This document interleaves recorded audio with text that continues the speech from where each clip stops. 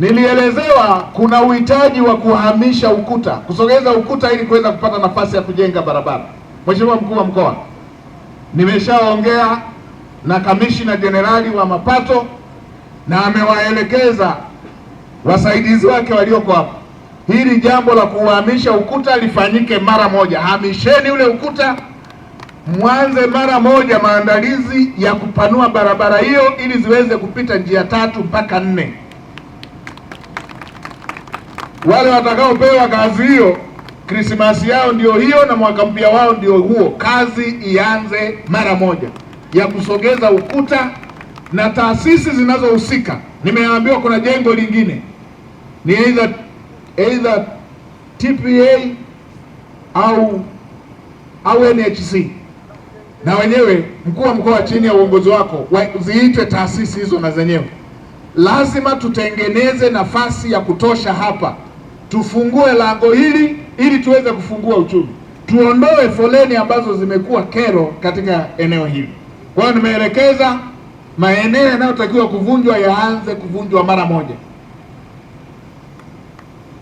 Anzeni hiyo kazi mara moja, na tayari Mheshimiwa Naibu Waziri umesema timu ya wataalamu kwa upande wa Wizara ya Ujenzi na TANROADS imeshatumwa. Ninyi endeleeni na vipimo vyenu na hizi kuta zisiwe kikwazo. Endeleeni na zoezi hilo. Waziri Mkuu, tarehe 12 mwezi huu wa 12, Mheshimiwa Waziri Ulega ambaye ni Waziri wa Ujenzi alifika mji huu wa Tunduma, na hasa kutokana na changamoto ambayo ilijitokeza kwenye mizani ambayo umeshakagua.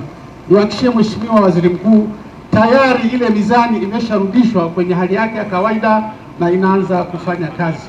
Sasa haya yaliyotokeza kuhusu changamoto za hapa na hasa foleni, Mheshimiwa Waziri wa Ujenzi akiwa na mkoa alitoa maagizo ama maelekezo yafuatayo ambayo wizara wameshaanza kuyatekeleza. Cha kwanza, hii barabara ambayo Mheshimiwa Mkuu wa Mkoa ameelezea ina njia moja, alishatoa maelekezo ziwe njia 3, ikiwezekana 4 kulingana na korido, na tayari wenzetu TANROADS mkoa na wenzetu wa makao makuu TANROADS wamekuja kuanza kusanifu.